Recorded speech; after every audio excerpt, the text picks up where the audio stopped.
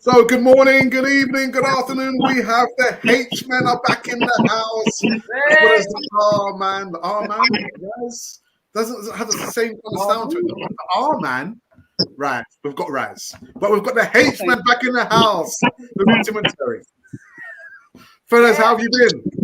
The H-men. Well, our local team has got through to the semi-final. So it's a good while since Arsenal got through to the semi-final. So, sorry about that, lads. So, we're all excited. You know, doesn't take a lot to get us excited, really. Tim, how you been, Tim? Long time. Good, yes, we're sure. Like, I think it's been a very interesting kind of start to the season. There's been a lot of, how would I say that? I'm not terribly. I know Arsenal, maybe should have picked up more points than they did, but ultimately I think they're moving in the right direction and things are looking positive enough. But we'll get stuck into that. But get stuck into that. Ralph, how's it going, man?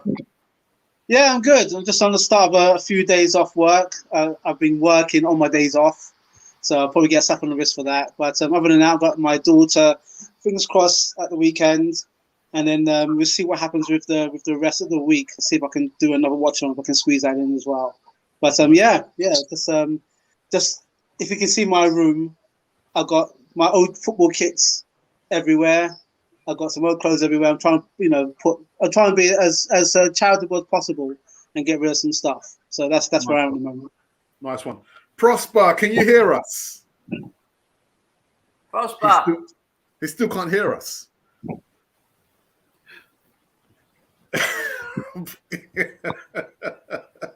Ralph, point to him because we can't hear you. The P-man. Let me send him a message. Let me send him a quick message. Send him a message. Yeah. He looks rather. He looks like he's ready to go. To go where? I'm not sure. Listen, I've sent him a message, but he needs to read the message and do something to his microphone. Yeah. Proves that we are going live anyway. But you know what? Let's talk about the first segment.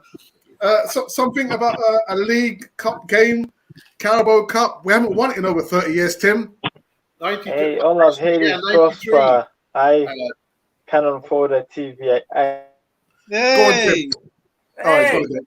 Go on, Tim. Carry on, Tim. The International Space Station went over. But anyway, go back. Yeah, look, I was. I think on average the Premier League teams made about 7 changes. All the Premier League teams made 7 changes, and Brentford were the lowest. They only made 2. So they're obviously kind of targeting it. They were hoping to get a win. Ultimately, we held out.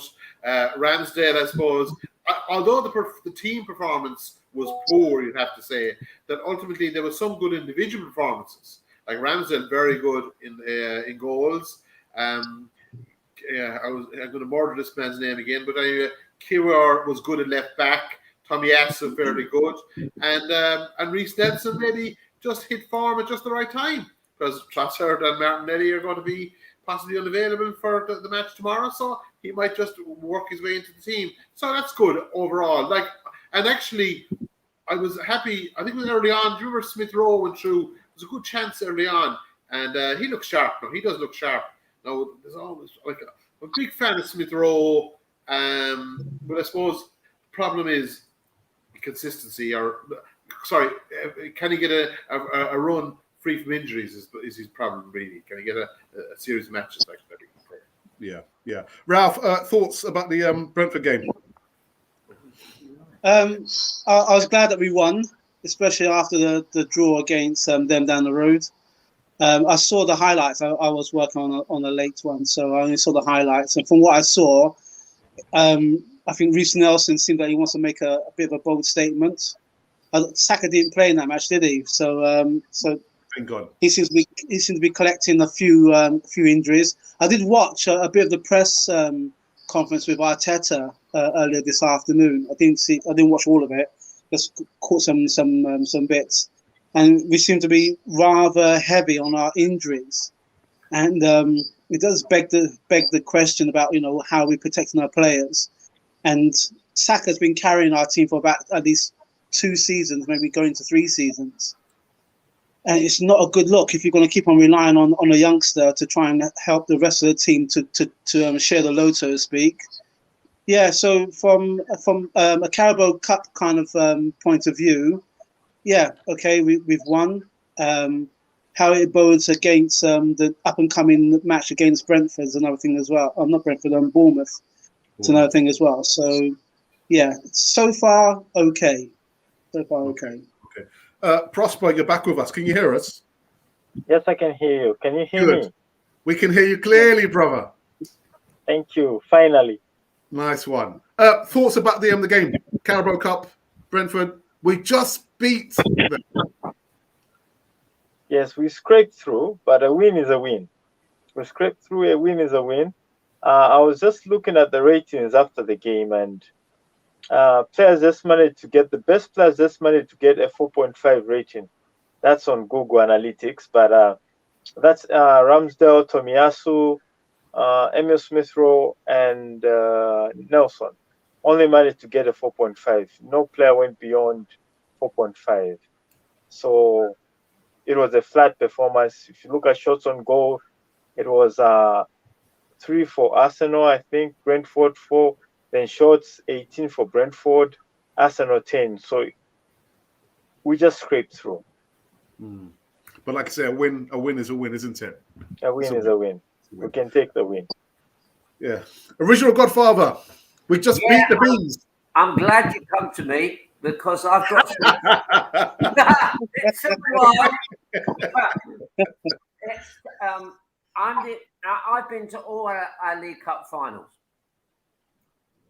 starting with a couple of disasters, Leeds and then Swindon Town. Nightmare. As I said to Tim, I still can't pass Swindon on the M4 without getting a horrible feeling in my tummy. But I think we've been in 6 and lost 4. Okay. And personally, I don't believe all this media hype about the FA Cup and all of that's the senior competition. Yes, it was around before. I think it was the world's first ever association football cup final, cup competition. But you think about it, the teams that entered the League Cup are all league teams. So they're all half-decent teams anyway. All right, you won't get a non-league team coming through, but they really, I can't remember a non-league team getting even through to the quarterfinals, you know. So personally, I see it. If you think about the way that they adorn, or they call it dressing, the Arsenal Stadium, and as you look round below club level, you've got all the trophies and all the dates, you know. Yeah. Well, the space for the League Cup in its different guises, different names, is just as big as the space for all the other cups. Yeah, that's right. And I love the League Cup, even though our record is not abysmal, because we managed to beat Liverpool in their pomp, like, you know. So, do you know what I think it is? I was listening to Arteta's press conferences, and if next time any of you listen to it, anybody listening in, I don't listen to it, but anyway, think about what he doesn't say. Don't think about what he says, because he's got all his answers prepared. Think about what he doesn't say.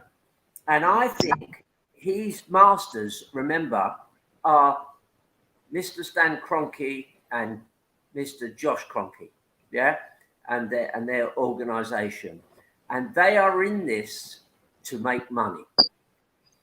And the big picture, I'm absolutely convinced, and it's a pity we can't see his contract, but I'm sure it says something like, get top 4. Not because Kroenke particularly, is destroyed if we come 5th, but financially he's destroyed. So he's all about Arsenal status as feeding it, if you like, the sort of top table. That's Kroenke's vibe, because, and you can see it happening, I know it was a failed attempt about 2 or 3 years ago, but there will be a new league being formed of super elite teams. Now, 2 or 3 years ago, they tried to form a team and they all jumped in, Arsenal included, Real Madrid, Barcelona, all these guys, Bayern Munich. They all jumped in and suddenly they had their fingers burnt because they tried to do it too soon. I'm not in favour of it, by the way, but I can see the way things are going, you know. And of course, now that the Saudi clubs are knee deep in money and spending a phenomenal amount of money on players, I can see a league that includes them. So suddenly, do you really think Kroenke and all these different, what would you call them, oligarchs that are now owning most of our clubs, including the Qataris up in Newcastle, do you think they're going to turn their back on a golden payday? Never in a million years. So the one thing that Arteta doesn't say is the big picture. That's the point I'm trying to make. He won't tell you the big picture. And what he does is, and it's a very good deflection, he just concentrates on the next game and maybe looks back a little bit at the last game. But that's not the real game he's playing. He's singing to the tune that Kroenke is asking him to sing to. And it's a longer, bigger, much more important agenda that's really going on. And do we need to know the bigger picture? Do we need to know as normal fans who just follow the club and we want our club? Do we need to know what's really going on behind the scenes? I think it's impossible personally. When I listen to what Arteta says, he's not telling me anything I couldn't have written myself. What I'd like to know is, why doesn't he ever mention the elephant in the room, which is this elite Super League? It's the elephant in the room. Yeah, funny enough, Tim and I were talking. Apparently, the Bournemouth Arsenal game tomorrow is on Irish television. Yeah, it's on Irish trusted television. And I'm quite surprised. I was wondering who paid money for that. No, there's an agreement. There was always a 3:00 kickoff on Irish television. Not always, but for a lot of years, there's a kind of a local Irish channel, sports channel. It's Setanta Sports. It's called Premier Sports now. It used to be on Sports. So there was always a 3:00 kickoff. So tomorrow it just happens that the 3:00 kickoff is Bournemouth and Arsenal. So it's great. Like, so you get you have Irish comment.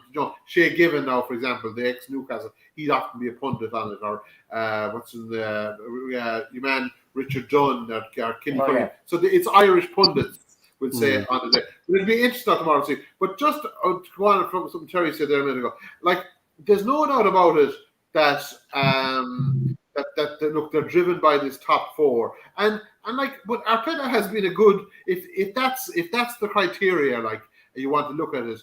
I remember when Arteta, and I just saw that recently, that transfer market, that they value the squads, right? In 2019, I think, when Arteta took over the Arsenal squad, it was worth roughly around 600 million, and it was about 6th or 7th in the Premier League.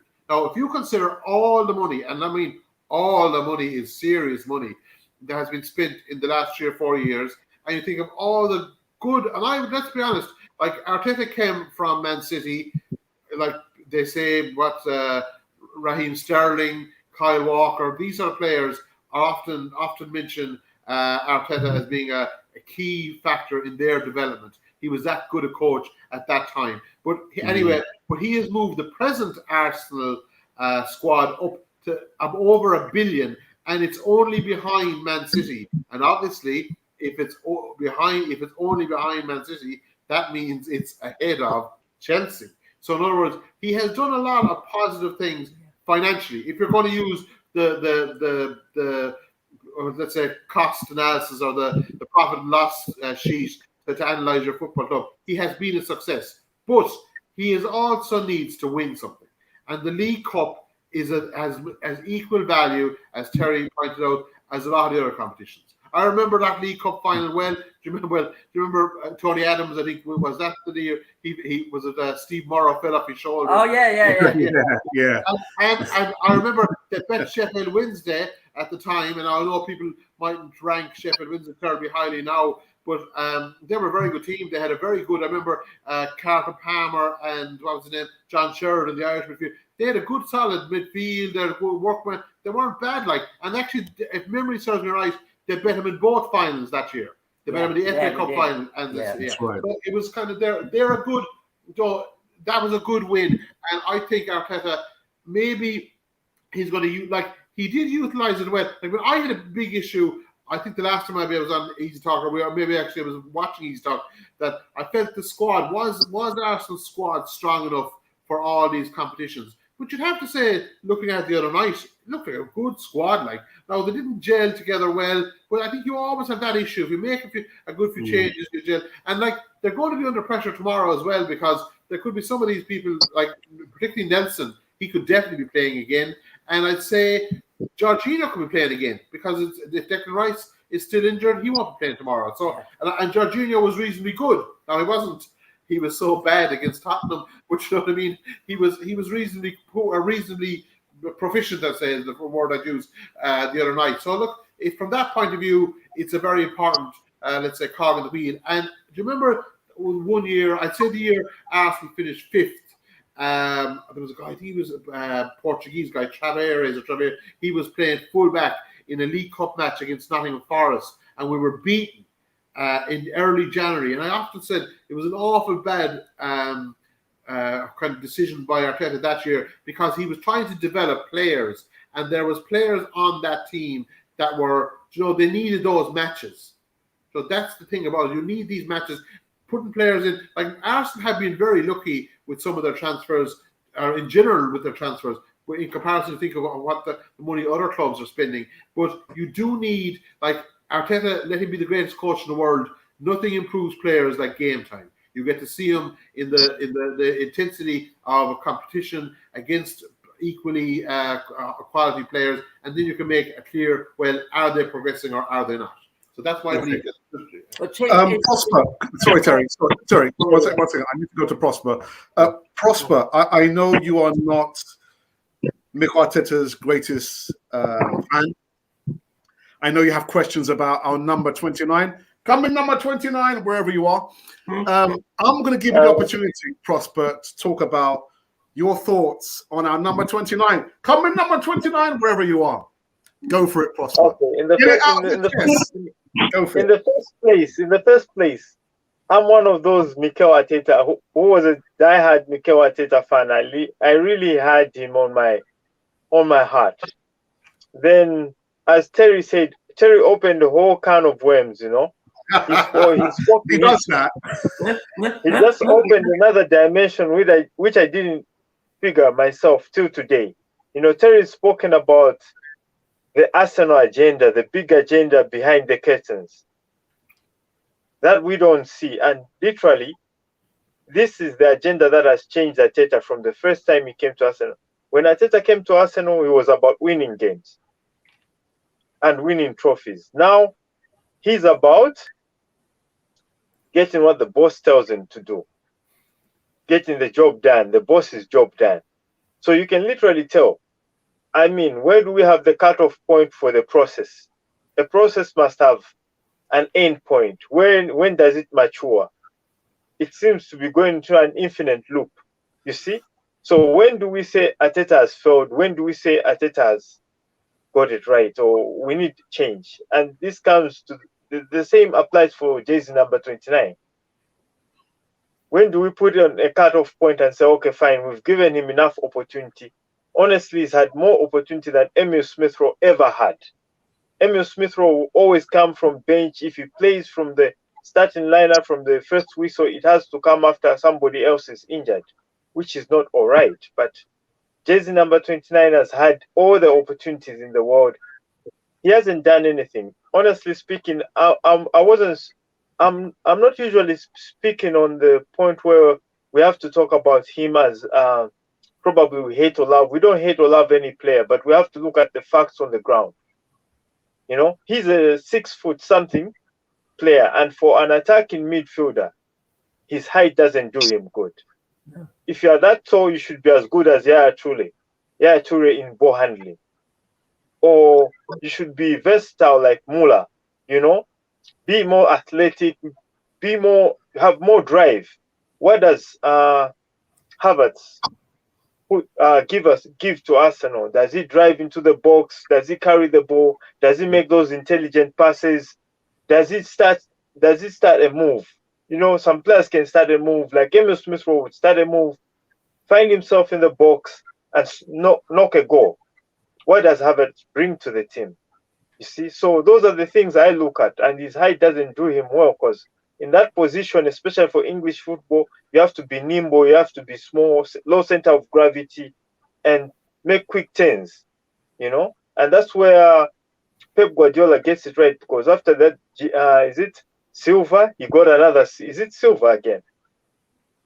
The attacking midfield. Yes. All small players, all nimble players, very difficult to handle. Like we had Leb, you know. Those are the kind of players, and Emile Smith-Rowe is an exact replica of Alexander Leb. You see, so honestly, Prosper, can I ask you this question? You know, you said that our number 29, coming number 29, he's not doing anything. Then why do you think Mikel Arteta will continuously play this player? Even though for me, he looks like he's lost his confidence. He looks like I'm not sure if he knows what he's supposed to be doing. So why is it you think Mikel Arteta will continue playing the number 29? Is it because we've paid so much money for him that he feels literally obligated? He's got to play this player. I don't know. What is it? Exactly. If it's all about justifying his buy, it's not about football anymore. He has to convince the board somehow that he made a good decision. You see, because if you for example, if he bought jersey number 29 at say 20-something million, 30 million, he would be on bench right now. And if he didn't buy him from Chelsea, I mean, I would really understand if he came from the Portuguese league or any other league, but he's been in the EPL for, is it 2 seasons at Chelsea at the top club? 3 seasons. 3 seasons at the top club. And he was in the Bundesliga at top clubs. So he's not just an average player from nowhere. This is a professional player. He already adjusted to the league. So why is he failing to perform? So he has no excuse. Honestly, he has to be on the bench. Not that I hate him, but he has to buy his way in the team. He has to prove himself, you know? But is he a defensive midfielder or is he an attacking midfielder? Actually, at Chelsea, I saw him more of a centre forward. I only learned that he's a midfielder at Arsenal. You know, that's when I went to check his profile, because mostly at Chelsea he played as a centre forward. Okay. See, a force number 9 or something. Yeah. All right. So, is there anything else you want to say, Prosper? I want you to get it out of your system. Get everything out, Prosper. Get it out. Is that it? I just feel like as Arsenal fans and as soccer fans, before Arsenal, we were all soccer fans. We just found ourselves loving teams because of probably, for me, Arsenal, because there was players like Nwankwo Kanu, Ian Wright mostly. The black player there, and I was like, okay, fine, I can relate to this. And that's how I joined Arsenal. Then the Kanus came in, and I just got glued. There was all this, you know, mixed color, all kinds of players from all over the world were at Arsenal. So it was the right fit for me. But we forget as soccer fans that we were there before Mikel Arteta came. For Mikel Arteta, it's just a job. Probably he's a fan of another club. You know, he can't just speak it out openly on media, but he has his heart somewhere else. So if you don't put off the cutoff point for these processes and players, if he gets an offer from, say, Barcelona or Madrid, and if that's his team of the heart, he will definitely leave Arsenal without blinking. And where would that leave us? When we get another manager, start another process, another 5 years, we'll have 20 years down the line, no trophy, nothing to show for it. And Terry and team spoke about something else, where we're going into this infinite loop of 4th position. You know, we've had so many 4th positions. I would like us to challenge for the EPL league. And that's where it hurts me, because the transfer business that happens doesn't seem to look like we're challenging for a trophy. You know, everything that's happening in the background doesn't seem to look like we're challenging for a big trophy. It's like we're staying there just to keep up appearances for number 4 position. Business as usual. Okay. Go on, Tim, very quickly. One point. So, look, Prosper made a lot of very, very bad points there. And look, I'm not going to disagree, but the way it's gone now at the moment, you look at the formations. Let's say we have our attacking front three, be it Martinelli, Jesus, and Saka. We'll call those our centre forward or 2 wingers. But when we're attacking, we seem to attack as 5. So in other words, you have Odegaard, and we call it Kai Havertz as the other 2. Now, in recent times, Jesus has kind of not maybe been played outside, out the wing some of the time. He's also obviously kind of maybe coming off the bench 1 or 2 matches. So we have ended up with a front 5 sometimes of Jesus on the wing, Eddie Nketiah up front, Saka on the right, Odegaard and Kai Havertz. And there's no way that you're going to beat Man City, Liverpool, and we'd say Brighton, just with a front 5 that contains Kai Havertz and Eddie Nketiah. No way. That is not going to happen. You cannot. So there has to be a hard decision made on, well, if I'm going with one of these, I have to drop the other. Like, I mean, I'm not saying drop Havertz, but putting on Kai Havertz and Eddie Nketiah in a central position, you are nullifying your attack. There is not enough trust, there's not enough creativity that they has to make a decision to play Gabriel Jesus up front, and he really has to only play, in my eyes, one of Havertz and Nketiah. Because if you want Tim, I mean, what is Mikel Arteta asking Kai Havertz to do? To be a sitting midfielder? Someone's going to link up the play? What is he asking Kai Havertz to do? Well, I think he expects him to be that kind of attacking link player, to play kind of behind the front 3. But he's not. It seems like that. Like, when I remember when he was with Chelsea, he scored that goal. Brilliant. He scored in the Champions League final the time they won it. And remember, it was Timo Werner was the front man, and they had him and Mason Mount were either side. Right. And he was kind of good on that role. And like, I remember when he came to Chelsea, he came from, I think it was Bayer Leverkusen, wherever he came from anyway. He he was a big talent. They paid £72 million for him. And like, that's a savage money. And like, but at that stage they were thinking this guy could win the Ballon d'Or. That was the terms they were talking in. They were buying, like, it was classic, like, it was like getting Saka now, if you know what I mean. Even younger. He was younger than Saka. He was only, like, I'd say 20 when he came to Chelsea first. Like, now, he had a reasonable time under Tuchel, but sure, he went way off under Potter. And I think he's still recovering from that.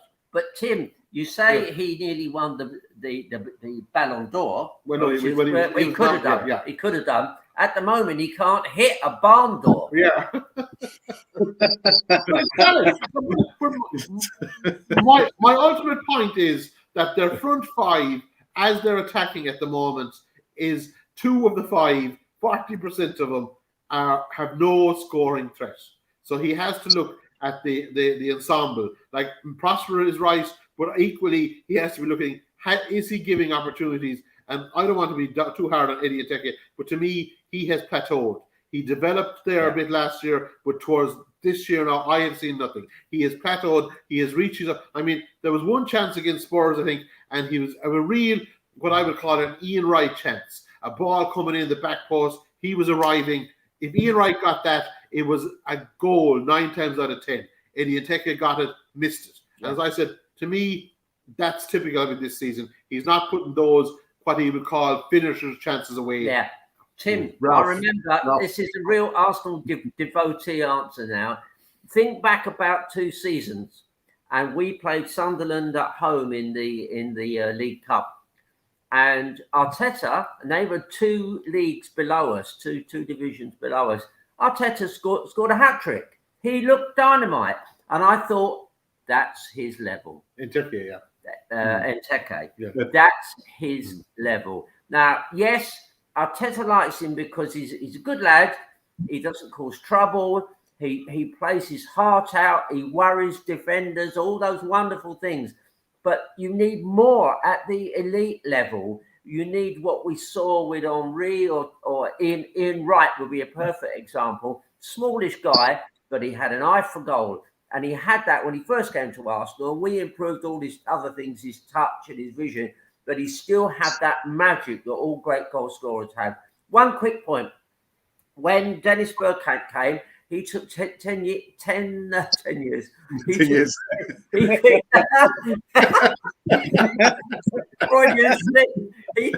10 matches before he scored. Henry, something similar.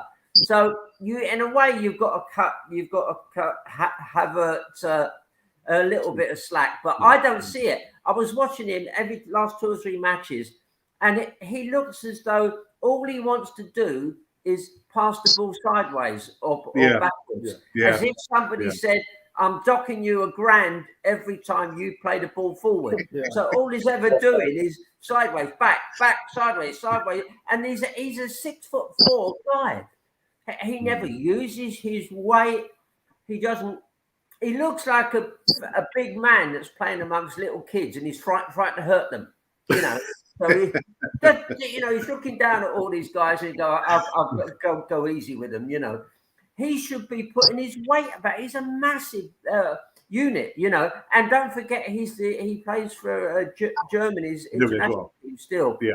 So I'm not saying he's average, but if he's anything other than average, I haven't seen it. Ralph, a lot to unravel there, Ralph. Yeah, I've just been making notes from everyone's observations, and actually on my screen, I'm just going over the highlights of the Carabao Cup against Brentford. Okay, so if we just peel it back a little bit, Arteta press what he says or what he doesn't say in his pre-match or post-match deliberations. I have to take it as read. I have to take it from what I guess I kind of see, and try and hope that what he says and what he does kind of mirrors the way that the team's going to go. There's no doubt that last season nobody was expecting us to be where it was going to end up. No one. I mean, we all wish that we want to win it, but no one thought that we was going to do or go on that kind of wave that we should have, that we were. And I think the past teams, winning teams of Arsenal, would have won that Premiership. Yeah. They would have won that Premiership. So that's pretty much like a given. Okay. Now, if you're going to start dissecting the team, I'm looking. I literally made a list. What I'm seeing at the moment, and what I've written down here, is miles apart. When I see Arsenal, when I do a watch along, and my heart always goes to the fans who actually go to the match, because you see the match in segments. You see it wherever you see it, unless you're on top and you can actually see the way that we play, or if you're at home and you've got multiple camera angles. Yeah, you can pretty much see the way that Arsenal plays. I don't know what the standard of play is for Arsenal. If I have to be totally honest, I'm not a statistician or a strategic kind of guy. I'm a old school 4-4-2. If you want to break it down in those kind of perimeters, but when I watch Arsenal, when I watch them defend, we give the opposition too much ball. We give them free kicks in or around in the third. We don't have the discipline to say, you know what? If they're going to try and hurt us, let them hurt us from their end. I say this time and time again. We don't seem to have the technical nous or the understanding, no matter how many times that we lose against teams that we should beat. We always say, we take the positives. Well, to me, we've got a shed load of positives, but we don't act on it. So does that mean that the manager stroke coach is not tactically sound enough, or he's not ruthless enough? We always said this last season, that he should be ruthless. Now, if he's been ruthless, he's given a goalkeeper who was on current form, went to international break. He got a goalkeeper in and 2 clean sheets. All of a sudden, he's the best thing since sliced bread. So you already made odds with your goalkeeper. Now, Ramsdale, it really does take a mentally strong character to say, you know what, I was number 1. Now my manager's gone with a new signing, and he's already got 2 clean sheets. But there's nothing wrong with that, Ralph. There's nothing wrong with competition all over the pitch, even the goalkeeper. No, I understand that. I understand this. There's nothing wrong with competition. But what I'm saying is, competition is good, but you don't. For me, you don't take your number 1 unless he's injured, unless there's a yellow card, unless there's something is a loss of form. To me, Ramsdale was on good form, and I still think. I mean, it's ifs, ands, buts, and maybes don't make anything. But on his current form, I reckon that maybe he could have saved 2 goals against them down the road. But we're not going to know that for now. For now, it's 2-2. Okay, it's 2-2. So that's my 1 is the manager. And number 2 is the goalkeeper. When you look at our defenders, he had Partey as right back. Now Partey was injured, so then he had to have Gabriel back in. He's done the same thing with Gabriel. What he's done with Ramsdale. Why did he put Gabriel off 2 or 3 matches and then introduce them? When he introduced them back into the fold, into the team, we started having a bit more surety in the team with defense and goalkeeping. Yeah, I think with Gabriel there was an issue between Gabriel and the coach. That's why he was dropped. So something happened there. Yeah. Okay, so Gabriel to me hasn't changed. if you're talking about attitude, he hasn't changed because he still goes head in. Yeah, he works very hard. The midfield. So here we are with shoehorning Kai Havertz, and I'm trying to make a list. I'm trying to remember the defender that we got from Chelsea. Big set of hair. I can't get his name. I can see his face. David Luiz. David Luiz. Okay, so David Luiz, Jorginho, Willian, and we can go further back. We have to ex-Chelsea players that we're shooing into an Arsenal formation. Now, there's no doubt that they may have the kind of expertise, Kai Havertz, for winning the Champions League, but that's the Champions League. We haven't put him in, or we placed him in a Champions League match, 1 match. Okay, we haven't built enough experience with the rest of the other players. So if you're trying to get the other players to be on the level with Kai Havertz, it's a mismatch. It's not going to happen. If you're going to try and if you're shoehorning a player because he's cost a lot of money and he's low in confidence, why do you put him in high-level matches? He didn't turn up against Man United. He didn't turn up against them down the road. You're putting more pressure on him. So what you're trying to do, again, is back to the manager. And there's nothing worse, I feel, that for a player trying to get his confidence, not on form, in a team that is wanting to go somewhere. So Ralph, a quick question. So do you think that he should have earned his place first rather than being put him straight in? Yeah. Look at Pepe. Pepe, the same thing with Pepe. We shoehorned him in because he's got more goals than Kai Havertz. That's a different position, isn't it? Different position. But still, they came in. They came in with a high ticket value. That they're going to turn the team around. And look what's happened. We've gone through this process of learning from our mistakes, and we're still repeating them.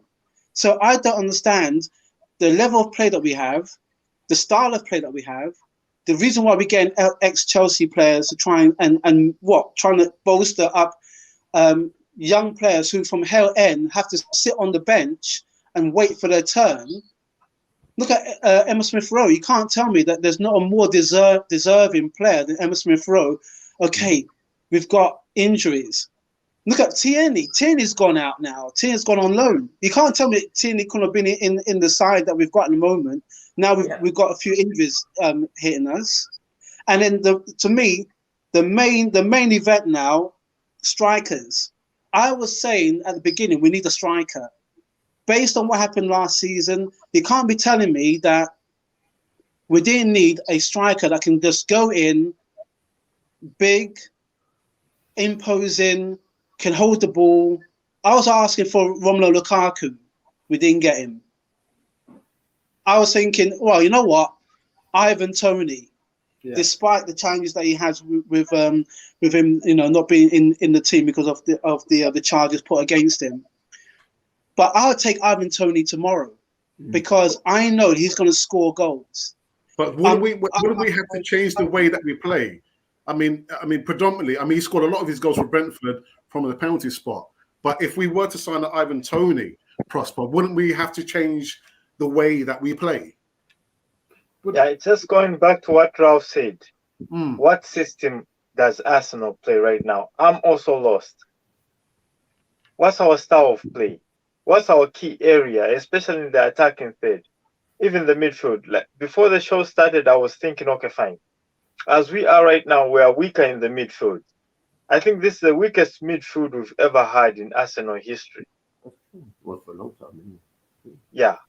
So, okay, can't we play 3-5 or 3-something, but 3 at the back, more midfielders, just to beef up the top line? Because if you look at how Jesus plays, he's not supposed to be having so many touches as a center forward if he's up there, not in the sides. But he is forced to have so many touches because the midfield is weak. They can't create any ball. There's Havertz there who can't create for him. That's why Eddie Nketiah can't score. Because if you look at the players that we have up front, in terms of style of play, Eddie Nketiah is not a player who's going to take on 2 defenders, dribble them, and score. He's the kind of player who wants a through ball, and using his pace, he just taps it in. He's the kind of player maybe I would liken him to the player's name has just gone. Short player. He used to be a short center forward in the English Premier League, but he was just about tapping those balls in. Defoe. Lineker. Yeah, Lineker, Defoe as well. Jermaine Defoe. Yeah. Not so much, but it's about pace and somebody pushing that ball in the space, So that you have to understand your players. But if you're going to put in Eddie Nketiah in a game where you have to play a press kind of system, where players have to have that ball handling skill, then you won't see Eddie Nketiah. That's why Havertz was a bad buy. Why? Because Chelsea's kind of football is you put pressure on them, they will hit you with a counter-attack with the N'Golo Kantes, all the athletes they have. So they don't. The strikers don't have to do a lot of dribbling, starting from the DJ Drogbas and all. It's the same basic Chelsea. They don't have to do a lot of dribbling, a lot of ball handling skills. All they have to have is that pace and tenacity to handle long periods of time playing the game. That's why you find that most Chelsea top players who are taken at Chelsea, like Havertz, they failed at Madrid. And so many good players that have gone to Chelsea, like Samuel Eto'o, who is this? Fernando Torres. There's also this guy, Andrei Shevchenko, top strikers, but they go to Chelsea, they fail because the football is all different. You can have a top striker, but if the football philosophy at Arsenal is totally different from Chelsea, you won't get anything. You see, so right now we don't have a system. But I think Arteta's trying to get the players to, much like Liverpool back when Klopp was the manager there, the high pressing game. Yeah. And I saw that against Tottenham, they ran out of steam. They couldn't press anymore. Yeah. After half an hour, you were dead in the ground. Like. Yeah. Okay. Yeah. Can I just say something, Alex? If you're going to play a high pressing game, tell me which player do we have in Arsenal, especially in the midfield, that's a good ball handler. In terms of Barcelona, you have Busquets, Iniesta, Xavi. Those guys will give the ball and they won't just give it away. They will really give you a headache. In terms of Man City, you have Silva, De Bruyne, Who's the other guy? The German guy? Gundogan, yeah. Gundogan. Those guys just don't give away possession easily. Who do we have at Arsenal who can hold the ball that neatly with nimble feet? Odegaard. But go back to the Man City thing for a minute.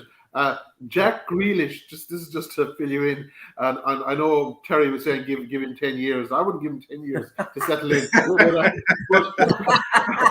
but Jack Grealish they paid 100 million for Jack Grealish, and he's spent a whole year on the subs bench. That's how long it took to get indoctrined into Pep Guardiola. And remember, that's kind of a lot of what we have is that, as I call it, horizontal tiki-taka. But Ivan Toney and Erling Haaland are very similar. They're big strikers, and Man City were able to obviously very much able to fit him into their system. So it can be done, but it will involve a lot of coaching. And like you said, the other players around have to be working very hard. Do you remember the kind of John Stones was being shoved into midfield by Man City? They were supplementing their midfield to allow themselves to have Haaland standing up front by himself, waiting for this kind of long ball or the 50-50 chance against a good centre half. So it can be done, but just remember, 10 years or 1 year if you're Grant Zachary. Ralph, go on. You want to say something, Ralph? If I can just add. Yeah. So when you got on the wings, you got Martinelli and Saka. To me, they are the most predictable. They're the most predictable attacking thread that we've got, because that's the reason why they are marked 2 or maybe 3 times. Saka's going to go wide, and cut back in.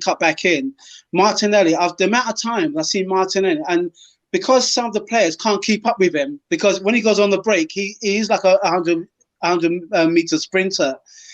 I want him just to go on and go. I can't see the reasons why, when you have the advantage, the amount of times I've seen is outside the box, not have a shot. We have a shot, it goes in. Brilliant. Why don't you have that kind of attacking now? So think, you know what, let me try a few more shots outside the box. Yeah. Why is it that we have to walk the ball in every time we attack? Because maybe Arteta's told him to play like that, Ralph. Yes, exactly. Okay. You know what? I would rather be fined every week when I play, but still scoring goals than to the ball. Yeah, well, the amount that they'll probably pay for me, I'll probably be worth it. But the amount of times that I have to, I'm not a player that if I'm one-on-one with a defender like Wrighty used to be, like Thierry used to be, fair enough. You do it then. But if I've got about 4 or 5 of my playmates literally outside the box, I'll be thinking, hang on a minute now, what are you doing? Have a shot on goal, and I'll be on them. I will literally be on them. The amount of times I've done it here on the watch along, I think actually that's the reason why he's labelled me Mad Ralph, is because I just get so frustrated because we have an opportunity to put the opposition down early, and we don't do it, and then we go down a goal down, 2 goals down. You have to look at Brentford. You have to look at Bournemouth. You have to look at Aston Villa, and you can't be telling me. I'm a bit wary for a match tomorrow, if I have to be honest, because we don't have. I think from what I've heard again from the press conference, Rice, Martinez, Trossard's picked up a strain. Saka's a strain. Fabio Vieira's a strain. Partey, I don't know what's happening with Partey. If it's going to be, how long he's going to be off for. We already got about 6-7 players on the treatment table, and this is our 7th game in. Ralph, we've not lost, Ralph. We've not lost. Hang on. We haven't lost yet, but we can't be treating this. I think we're treating this a bit lightly. Oh, okay, we've won or we've drawn. When we've got, actually, Tim pulled up a really good mention. Brighton no mugs. Yeah. Newcastle put 8 past Sheffield United at the weekend. Who? Sheffield United. All right, sorry, Ralph. It's only Sheffield United, Ralph. Yeah, but I think Ralph has hit on something important there. when you think Partey was almost never injured until we signed him. Rice, almost never injured. Wasn't he 100% for West Ham last season? Timber. You're a Timber. Timber. 1 match or 2 matches. Yeah. So I think he's overtraining the players or training them incorrectly. Yeah. That's the first thing. And I also think, listen, Arteta plays the football in his head a lot, and he wants intelligent players. But as Wenger showed us, sometimes you've got to throw it onto the team and the players themselves and say, right, I've shown you this and we've practiced this, but now you guys gel. You guys find a way of making, because it's not just the coach and you're like chess pieces. You aren't chess pieces that the coach is moving around. So, and if you're going out there and your head is full of, should I play that one? No, forget it. I'll play that one. Actually, that's what Havertz looks like, doesn't he? Yeah. You know what, Terry, as well, what I still kind of find annoying is looking at Mikel Arteta on the sideline, still barking out instructions. That's terrible. Let them get on with it. Let them get on with it. Yeah, just to add on what Ralph said, and Terry just scratched a bit on what Ralph said. You look at Martinelli. When Martinelli just came in the team, he would go wide, he would cut in. And he was very effective. He would try goals from the far post. To me, he was like Thierry Henry when he just came in. Yeah. Then for some strange reason, we had that Xhaka period. Arteta had to push Xhaka up front a lot to accommodate Xhaka, which meant Martinelli can't cut in because there's Xhaka there. You see? So he had to force Martinelli to go wide. And then that was the beginning of problems. Now we have, on Saka's side, you will never find Odegaard blocking Saka there. You see, but on Martinelli's side, there's always a player on a position where Martinelli is supposed to cut in. Ever since, for some strange reason, Arteta had to ask Martinelli to be going wide always. But when who's this other Trossard comes in, he's allowed to go in the middle. And then you wonder why the double standards. Why doesn't he let? I mean, Martinelli is the kind of player you let to run free. You know, he's a Brazilian intelligent player, natural intelligent player. Let him run free, make decisions when he's out there and get you goals. The same applies for other midfielders.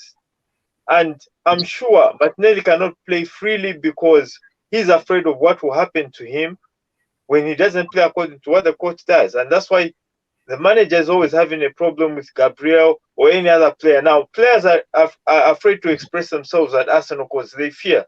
Any small thing with Arteta, you'll be on the bench. Next thing, you're going to be sold. That's it, Prosper. Just get it out of the system, Prosper. Tim, anything to say before we go to live? There you go, Tim. Yeah, go. This was well timed, this thing. But myself and Prosper, I think, are in two different camps. But I think I admire what Arteta has done in the sense that I think he's made the squad stronger. I think he's made the whole system more robust. He's moved things forward. But he came out after one of the matches and he said in this match we tried 36 different formations. I mean, firstly, if you had done that, would you be admitting it openly in public, or would you be getting some specialist for OCD? I think I have a problem because that is ridiculous. This is just jumping off the deep end, and so he's overdoing that. But I do admire. I always think what makes me believe that he could get Havertz right is that Havertz is young. He's 24. He has developed those type of players at Man City. He's obviously developed Odegaard, Saka, he's developed those players at Arsenal. So he has a reasonably good proven record of developing players. But what I do feel is that I don't think his expectation, or I don't think that his development of players like Vieira and Smith-Rowe they have been stagnated, because Havertz is getting this game time. And like Vieira, do you remember the goal? I don't know do you remember Martinelli had a goal disallowed about two matches back? Everton. Yeah. And do you remember the pass Vieira put in for that? It was just an unbelievable pass. Yeah. And like I was saying, looking at that, like if I was looking at that pass, I'd say, look, Havertz, we will develop you and we will improve you. But this player is now in form. We need to give him a couple of matches here to see, can we bring him to the next level? Because remember, Vieira, when he came first, he no more the Partey, no more. He really struggled with the physicality. While this year he seems to be going a bit better. He seems to be able to compete, and like a Vieira Smith-Rowe combo might be equally, probably more effective than the Havertz kind of game time that they're giving. Because Ralph made a very valid point. We drew with Fulham, and now we've drawn with Spurs, and Man City are pulling away. You know what I mean? You can't, like, draws aren't losses, I know, but the gap gets wider and wider, and you're waiting for this blip. Like, one year, didn't Man City finish on 100 points? That year, there was no blip. So you have to be very careful. You don't want to get too far back. Let me go to a live chat for the first time this evening. We've got Gooner Matters. Glenn Winner says, hey, Gooners, Alex, Raz, and not the Hogan twins. The Hogan twins? The H-Men.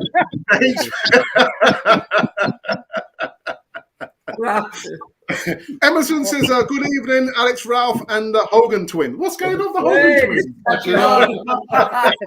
Hogan Heroes. That's right. Hogan Heroes. And then we have Carl, who's our resident Liverpool supporter. 89. Sorry, guys. And we've got Luke, who says, my sister and brother-in-law for my birthday, 2 tickets to see Northampton play on 11. Button, I'm not sure what you're saying there. I'm not understanding that. He says Brentford were robbed. He's having a laugh. He's having a laugh. John the Geezer Gooners says, good evening, Gooners. Good evening. Well, even Carl, Spurs are tomorrow. Tough game. And we've got DWTT. Gary says, hello. There's an echo here. And who else do we have? We've got the Assemble. It says, good evening, gentlemen. What's this? 25 squid again. I was getting for 22 men punch-ups on a Sunday. What's going on there? God, goodness. It's a podcast. What's going on there? The Assemble says, question, Tim. What, in your opinion, has improved under this present regime, and what hasn't improved that needs to be improved since he got here? Well, the biggest improvement is when he got him, they were like about 6th in the league, and they were barely hanging on to that kind of 6th position. Now, last year, they finished 2nd behind Man City, and if they had held up their form, maybe if the injuries is the big thing. Like, Saliba went down last year, and look, I'm a big Gabriel fan, and Ralph touched on earlier, a very honest player, really honest player. White, Joe Goodfair, but Saliba is the glue. He's the man. He's the Virgil van Dijk. We'll say John Terry for Chelsea. Paul McGrath, want to go back far enough. These Tony Adams in Arsenal before that. He was the man that was keeping that back four together. And when he went missing, the whole thing fell apart. And ultimately, we ran out of steam. And Alex touched on it. After about 40 minutes the last day, we were hanging on. We were just hanging on, and that's what I'd be afraid of. It's overtraining or just that high press play. Or I know it's a high press, high intensity, maybe more than high press, but like that high intensity game, trying to keep that up for a whole season while competing across 4 competitions. That's a big ask. Even though I am impressed with the squad, I have to say, I think the squad is very reasonably strong and more stronger than I actually thought it was. And I think actually, funny enough, is that the squad seems to have a bit of versatility about it. Your man started off against Brentford, Kiwar started off at left back. I think he finished up at centre half, and he played reasonably well. And definitely, obviously, the front players are kind of there. You could Trossard, Martinelli, you can move those around. But we do look. I think Arsenal, to win a competition, need a centre forward. The 20-goal a season centre forward is what they really need to get over the line. And it screams out that, and Arteta, if he's worth the money they're paying him, should have been thinking about that all summer or long before. all the years that I've watched Arsenal, we've always had a tall guy, a forward, whether it be Giroud, he's still playing. I know he was. Yeah. If you have those, you've got another way of attacking the team. Yeah. Prosper, I know my brother spoke about the situation with the goalkeeping. You know, what's your thoughts about Arteta buying David Raya for competition or as a number one? What are your thoughts about that, Prosper? Buying David Raya is not a problem. It was a smart move, but I don't think Ramsdale was benched or he's been put as second choice based on merit per se. I don't think it's that. I think it's something to do more with the character Ramsdale is. Ramsdale is a hothead who would say something, and that would piss off Arteta, and it's done. I don't think it's about, it's rare that we have goalkeepers really change, especially just a few games into the season, and all of a sudden we've got a new number one. Yeah. That's strange. That's an old one. It's not on merit. It's not on football teams now. Okay. Here's one from Carl who says, as a Liverpool fan, I think Smith-Rowe is so underrated. Doesn't Arteta rate him, Ralph? There you go. And that's coming from a Liverpool fan. Liverpool fan can see that. Emile Smith-Rowe, I remember when he came onto the scene, and I was thinking, where's his shin pads? Because he's going to get kicked. But he's got that kind of like Grealish, kind of like ball control. He knows where to place it. He knows where to go. The only thing I was very fearful of was the fact that the amount of games that we were playing in and the intensity. I was very careful. I was concerned about him and Saka when they first, came onto the scene. And out of the two of them, potentially Reece Nelson as well. At the three, one is the shining light, and it's Saka. But it's almost become a bit more detrimental to Saka. We've relied on it. He's become player of the year, player of the month, everything else, scoring goals for Arsenal and England. And in the meantime, when Emile Smith-Rowe had that dip in form and he came back and he went back off again because he was injured, it's like, okay, well, what you carry on with your recuperation, the team continues. And when the team continues, you're fighting for your place. Competition, I don't mind competition for places, but where my mind tends to flip is if you're playing well, and the manager takes you off, and you've taken the place of someone, and you got to prove yourself, and you prove yourself. Okay, so you got natural competition, but if you do it just because you want to me that makes the situation far worse for both players rather than for the team as a whole. So Emile Smith-Rowe, to me now, he fingers crossed, he's got opportunity, and he's got to grab it. But I'm fearful that if he gets injured again, then it could be, well, you know what, we may have to look for somebody else. All right. So John Nagiza has posed this question to me. I can't answer this question. I really can't. You guys know that I love this guy, Liam Brady. So I'll put the question out to Tim and Terry. How much would Liam Brady be worth now? Well, he'd definitely be double 665 million. You know, he'd be worth more. He'd be worth more. The most expensive players in the Premier League at the moment are central midfielders. Declan Rice, Enzo Fernandez, what's his man, Casido, the guy from, they are all 120 million. Liam Brady's a 150 million pound player at the moment, and that is being conservative. Yeah. And actually, the Saudis were going giving 200 million for Mo Salah. So, yeah, like I said, he'd be value at 150 million. Yeah. Now, is Kai Havertz value at 65 But you know million? what? I think Liam Brady nowadays wouldn't fit into Arteta's system, because Liam Brady, if you analyse him, he didn't have great pace. He never had great pace. He was okay at tackling back, but not sort of wonderful. But here he had other traits. The way Arteta does it, it looks at them like chess pieces. And with Liam Brady, he just had some magic that nobody else could kind of read him. Yeah. You know, he'd play when he played in the Italian league. You know, even the best defenders in the world couldn't stop him. He had that magic dust. He had something magical. He was inventive. He was creative. Now, I got a feeling that somehow Arteta, with all his overcoaching, he's squeezing the creativity. I mean, listen, when Arsenal attack, you can see the 5 attacking spaces, okay? Wide left, wide right, down the centre, and the sort of 2 half spaces. You can just read it. And we're basically punters. So if we can read it, top tacticians and the guys that work for all the clubs, they can read it.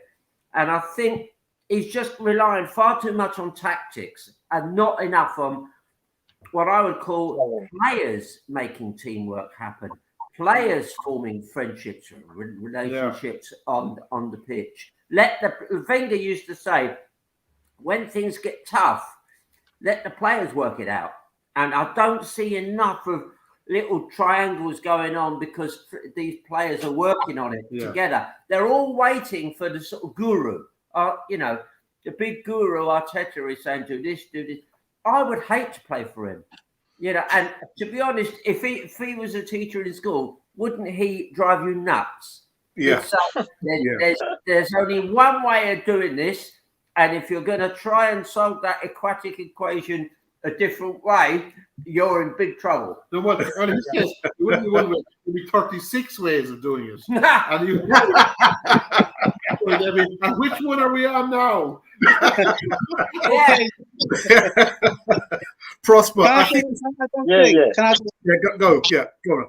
The cricket analogy, the West Indies team, one of the documentaries I was watching, one of the guys said that how, actually it's Andy, it's Michael Holding. Michael Holding said how Andy Roberts made him a better bowler.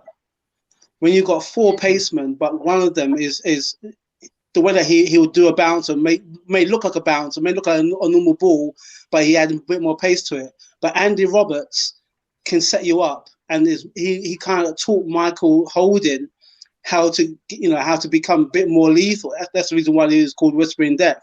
So for me, when I see a striker like Jesus, if you're gonna have somebody like Jesus up front, of course during training, if I was Eddie, I'd be saying, well, hang on a minute now. You know what? I can see Jesus probably likes the ball on his right. He likes to play after the defender's shoulder. You know, how do I adapt that kind of mentality? I like Martinet. Martinet has got pace, but maybe he's not composed. So it's, for me, I'll be looking at those kind of players to see how I can improve my game. I don't think some of those players do that. I think they're so focused on trying to play the game expansively from Arteta's point of view, rather than taking ownership and saying, you know what, when I get the ball, I know how I'm going to play it. I know if I'm going to be outside the box and there's nothing on, I'm going to try a shot. I don't think they have that kind of technical nous. Prosper, I think this statement is aimed at our number 29, coming number 29. Ian Rush took a few years to become a great goal scorer. Everyone wants instant results. Now, didn't Henry take time to find form? Some players need time. I think it's all about number 29, Prosper. He needs time. Yes, some players need time, but they have to earn that time. Where was all this when Emile Smith-Rowe needed it? Why is everybody crashing the hell end boy? Honestly, my loyalties are with Emile Smith-Rowe because he's earned everything, he's given everything to the club. Why are we backing up someone who's just coming and favoring him? Where was all this? Even when Pepe needed it, where was it? Actually, that's why, just going back at what Ralph and Terry said, on gelling, letting players make this kind of team, like the cohesion. If you watch Emile Smith-Rowe, Edin Nketiah, and Saka, when they just came into the team, those guys had a telepathic understanding. You build on such things as a great manager. You don't kill that. Saka had the privilege because in his position, we haven't had competition. So Saka had time to develop. But Emile Smith-Rowe had that raw talent. So if I was the manager then, or when Emile Smith-Rowe just began. I would have given him much time, the same time that Havertz is getting. But Arteta is not giving it to him. And everybody now is saying, okay, let's give Havertz time, let's give Havertz. He has to end that time. At least he should show some spark, you know. Ball control, even ball control is a problem with him.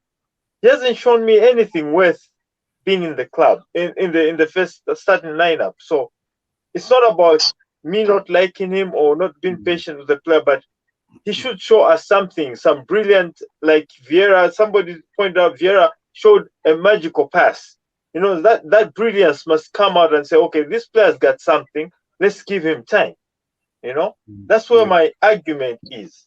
Yeah.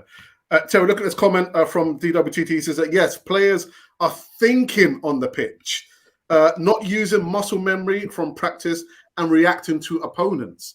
So, again, they've been drilled. They've been over-drilled. They're not able to think for themselves. I'd hate to walk back into the dressing room at half-time if I'd done a few things off the cuff, you know, because you'd go, well, that's not the way I've taught you, you know, and that just stultifies creativity and spontaneity, you know. Yeah. Can So there's I just ask something? Can I just ask something? Sure. When was the last time we had a goal like Fodder scored outside the box? Yeah. Those are the things we're talking about. Who takes those shots? You know, who's allowed to take those shots? Sometimes it just can't work into the 16-yard box. We have to take those shots, jump on ricochets. Eddie would be good at that, but we're not taking those shots. We're playing, overthinking everything, and you know, it's costing us. Let's go into the last segment. There's some business. There's some game tomorrow, I think. Are we playing tomorrow? Yeah, Bournemouth. Dear me. Tell, what's Bournemouth's nickname? South. What are they called? The Cherries. The Cherries. There you go. The Cherries. Yeah. I'm not sure. Can a cherry beat a? I don't know. A cannon. A cannon. I'm just don't know. Little thing cherry. Tomorrow we're going to go cherry picking. Enough cherries you can probably block a cannon, but Tim, what's going to happen tomorrow? What's going to happen tomorrow, Tim? Bournemouth. Oh, look. Well, I think Arsenal are going to win by 2 goals, and Eddie Nketiah is 3, and he'll get the hat trick.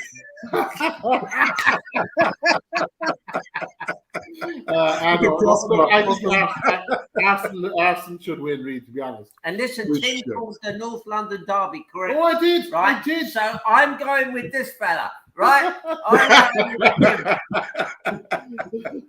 Believe me, he was very looking at hanging on there for a long time. But But you're right, Tim. We should beat them, shouldn't we? Oh, we should beat these. Yeah. I mean, we've already had given Fulham and Spurs a day out. How many more are we going to say? We'll give you a shot in the arm there, lads, facing into October. No, this is a win. This is good. This has to be a win and get the shot. I mean, they really have to start getting the momentum together now, winning matches. Now, I think actually that Rice possibly was like Jorginho now tomorrow. If Havertz is on his last hurrah, by God, Jorginho must definitely be on it. Like, he really offered up the goal, and like he's not going well. I'd say he wouldn't be getting any chance at all. Only Partey and obviously Rice are injured, so he needs a big performance tomorrow. I would say that he actually was on that Chelsea team that won that Champions League as well. Do you remember he was in the middle of it? Well, but he had N'Golo Kante beside him, which was I'd say an easy enough ride, to be honest. Why do we keep getting Chelsea rejects? Yes, I'm saying. Don't know. W man, you know. Ralph, what's happening tomorrow? Bournemouth. I'll do my watch along tomorrow. Make sure my daughter's either in the house or after the match. As long as we don't concede in the first 10 seconds or the first minute. Oh God! You know what? It's hard, to me. It's getting hard to call. Every match, every team. I mean, we've got Bournemouth, we've got Lens, We've got Man City after that. We've got Chelsea. We've got Sevilla. We've got Sheffield United, and we've got West Ham. I think before the international break. I don't know how to call this one. Everyone says we should, but then we said that against Fulham. We said that against them down the road as well. It's all about form at the moment in time. If we're short on confidence, we don't, grab the game by the scruff of the neck. It's going to be another long afternoon. I'll call it maybe 2-1. I've got a feeling they're going to score. I've got a feeling they'll probably score first, and then that's when we're going to start playing our game. Then. All right. Okay. But, there's a question actually coming from Carl. There's also made a donation to the channel. Carl, thank you for that. Question: who's finishing higher in the Premier League, Arsenal or Liverpool? It's going to be close. Great stream. Terry. Well, do you know what? Liverpool have turned it round. They have. After a disappointing season last season, and they are beginning to look like the real deal. Now, of course, the big real deal is City, and it's a question of who's going to finish second to them. And if you're really being serious as an Arsenal fan, if we don't start picking up like 10 matches of constant wins, 3 points, City are going to be off into the distance very soon. So, and if my prediction's right, then it's all about who comes second. Liverpool have got a lot to prove after not being great, but being a half-decent team last season. They've got Van Dijk back. Klopp's always hungry. Do you know what? If we come above Liverpool, we'll be second. Yeah. And actually, just to jump in there, Darwin Núñez let's just say, had a very bad start, and now he's really coming, and he's another big man. Yeah, and they've got Luis Diaz as well, back from injury as well. Yeah. Prosper, tomorrow, what's going to happen, man? Bournemouth. Is Jez number 29 playing?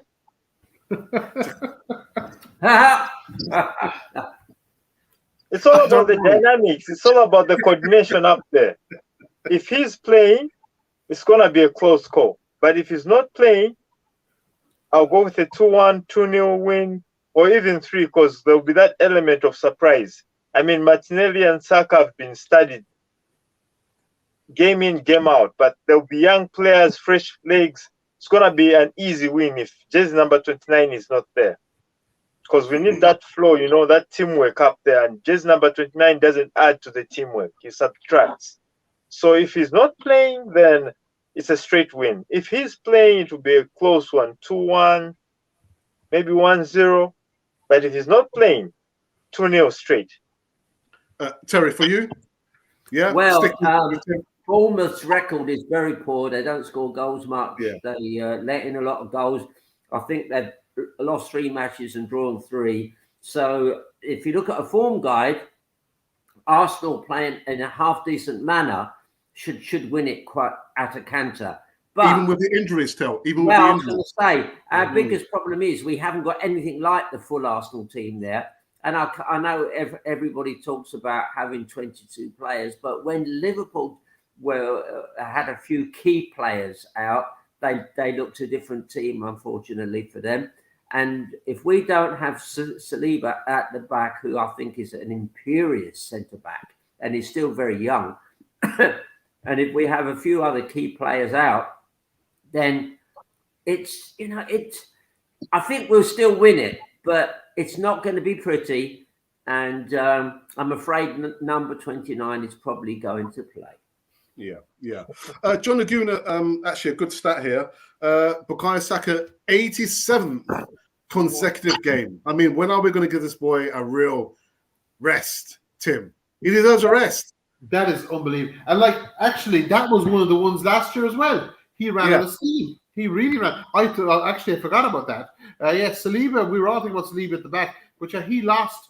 He lost his mojo or whatever phrase you want to use. He was carrying a team. Jesus was injured. You can't. And the worst than that, he's also carrying the English team. He's playing all their matches as well. So it's continuous. Now he's an unbelievable player. He's playing well. Now I know he got the deflection for the goal, but like he scores a bit. So he contributes right across the range.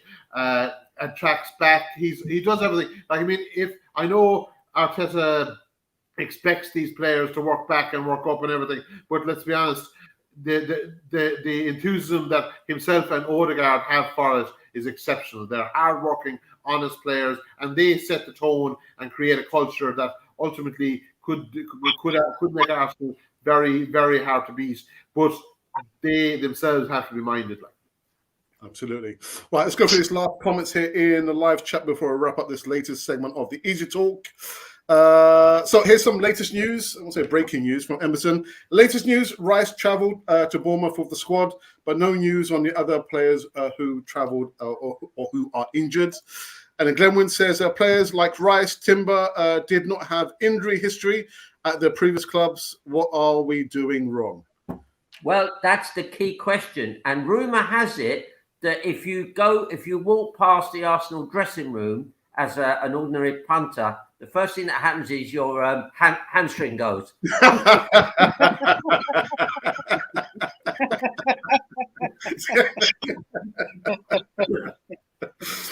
Glenn says, Ralph, Thierry said that Arsene told me to look at Dennis Vieira, etc., to understand their strengths and not my ability only. That's a good quote, actually. Yeah. And maybe the last one, Carl says, Bournemouth have one of the best future managers. He will be at a big club very, very soon. And Emerson says, Bournemouth will make it hard for us to get a win. And if any of you saw the League Cup win, then I worry if we do not get our tactics right. Then we need to speak and have a word of, not the number 29, but Mikel Arteta. And you know what, guys? We've actually come on in to this latest version of the Easy Talk. The H-Men back in the house. Hey! Hey! Prosper, is there anything else you want to get off your chest before we wrap it up? No, not really. I mean, for me, Arsenal comes before any other thing. You know, we're all here because of Arsenal. And if we forget it's about football and we take it personal, then we're losing the point. I mean, everybody wants to see Arsenal get the Premier League. Everyone wants to see Arsenal get our first Champions League trophy, you know? So if things aren't going right, let's call it out. Let's just not be fans who celebrate mediocrity, you know? But let's call it out in our dressing rooms and say, guys, I think we're goofing here, you know? But when we're out there, we stand up with the boys. But when we're in our own dressing room, we say, guys, we're goofing. We here dress ourselves, you know? I think that's the best way to go about it. But if we keep flattering ourselves, as our team said it, we needed a center forward 2 seasons ago. There's no center forward till today. And then we're not calling the shots to say, look, we had this problem last season. We had this problem the previous season. Why aren't we doing anything about it? Right now, Napoli has a bad vibe with their center forward. Why isn't Arsenal pushing for that January transfer for that center forward? They'll stay quiet. The next thing you see, we're getting another left winger on Martinelli's side when we have got Trossard there. We've got a lot of players there. Whilst we don't have a center forward, whilst we don't have a backup for Saka, whilst we don't have another defending midfielder. You see, those are the things that really get to me. You know, why are we getting one position, so many players that we can't even play them, they're staying on bench, decent players, yet other positions are lacking. So let's not forget it's about football, you know, and just go, okay, because I love Havertz, probably we're related or something, but we have to call it out. If Havertz performs, I'll stand up for him, you know, but right now he's not performing, then there's no I'm going to ask Emile Smith-Rowe because I just don't like him or something like that. But let's look at merit. It's all about merit. Let players own that position, ain't it? Yeah. Terry, so you know, at the beginning of the show, you spoke about the bigger picture is, listen, just keep top 4, keep the money rolling in, and we're all quids in. Now, I know it's documented that my mate over here, Liam Brady, he said that he just didn't believe that Arsenal and Terry Newell at the time had the ambition to win the league. Do you think, I know it's a difficult question, but you think Liam Brady would have just been happy just to play for Arsenal, knowing fully well that we weren't going to go and win the Premier League? Well, I think in Brady's time, it was more obvious because all the teams around us were paying massive money and they weren't being funded by the Qataris or the Emirates. But there's very little doubt, if you step back and think about it, that Kroenke's in the business of top four. Kroenke's in the business of Champions League, and Kroenke is in the business of his teams earning as much money as possible. And as I said, there is this new league coming, lads. I don't know when it's going to be here. I can't predict how soon that sort of train is entering the station, but it definitely is. Arsenal got on board straight away. Was it 2 years ago when it was mooted? Arsenal got on there. Man United, Liverpool, all these teams got on straight away. Of course they will, because the guys running them love making money. Yes, they love their sports, whatever. Stan Kroenke is involved in several sports, but at the end of the day, the real buzz he gets is from building an empire, and it's an empire built on the old greenback, the dollar. So that's coming, and the bottom line for Arteta is get them into the top four. And if it was about silverware, he could have put out a good team in all these League Cup matches, both the one we've just done and the one coming up, because I love silverware. I want to see Arsenal lifting cups, and I have no problem at all if they're lifting up the League Cup. And to me, I know it hasn't got the sort of glamour, but that's press talk. That's press talk, about the glamour of the FA Cup. Listen, it's a cup, and at the end of the day, normally one of the best league teams in the EPL win it. Yeah. So go for the League Cup. And I would have thought Mr. Stanley Kroenke would be very happy with a trophy this season, a League Cup or an FA Cup, and then a top four. Then he's quite happy keeping us in that top four. All right. And finally, Ralph, thank you, bro, for coming on the show. Are you going to be doing your watch along tomorrow? What time are you starting? I believe it. Is it 3 o'clock kickoff? Yes, it is. Yeah, so about quarter two. Warm up. Make sure that the right streams. I get these matches are legal and the buttons. and no interruptions. If I've got my wingman as well, Ashley D, has been looking after me. Yeah, all well and good. And then we'll see where we are. We'll see where this team's gonna. There's always just one thing. We always seem to make it a bit hard on ourselves. We always seem to give opposition, if they haven't won a match, if they haven't scored for so many hours and everything else. So this little cauldron of banana skins potentially could be, one where we will make it hard on ourselves, depending on who, what the team sheet is and how Arteta sets us up, because we've got another match later in the week as well. So let's see. Let's be a bit optimistic, but let's be a bit cautious as well. Brilliant. So that's it. That's the the latest segment of the Easy Talk. I got to see the H-Men back on the channel. Hey! Guys, what do you think about rugby? Because you guys, you played well against South Africa last weekend. Oh yeah, very good. Yeah. They could beat New Zealand now. Like they've been playing New Zealand now to beat Scotland, so they can end up in a semi-final. People are predicting it could be a South Africa-Ireland final again. Yeah. We're Peter Mahoney now and Ty Burner from Munster. They're from our province here. So. I say, watch out for the Welsh boys. The Welsh boys could sneak. Oh, oi, boy! Down the valleys. Prosper, thank you so very much for giving us your time. I know we had a bit of a misfiring start early in the week, but we got you on the platform. You got to release everything you wanted to say about number 29. Come in, number 29. I only hope he gets to that level, you know. Yeah. We need a tall striker. Yeah. All right, that's it, guys. The next time you will be seeing me will be next week, Monday. I don't do any stuff over the weekend. I leave that to my brother, my big brother. Nice one. Anyway, guys, Tel, do you have a little ditty for us before we end the show? Oh, a song. Well, actually, what about Claire one? Well, flower on. I won't be joining in.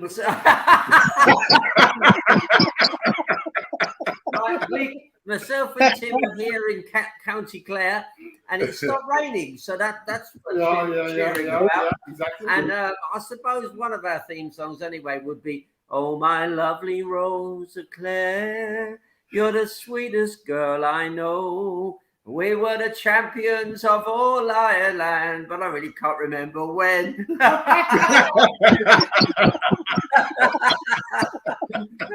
Nice one, guys. It's good to see you guys back anyway. So that's it, people. I will see you next week, Monday. And hopefully, when I do a Monday show, we might be talking about a win against Bournemouth. But who knows in football? This has been Cannon Fodder, the channel for Arsenal fans all over this world. Come on, you Gunners! Come on!